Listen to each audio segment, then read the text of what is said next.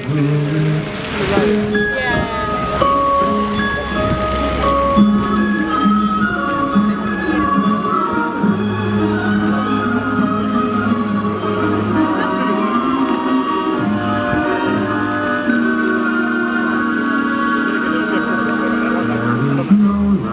I know to compare with pure imagination.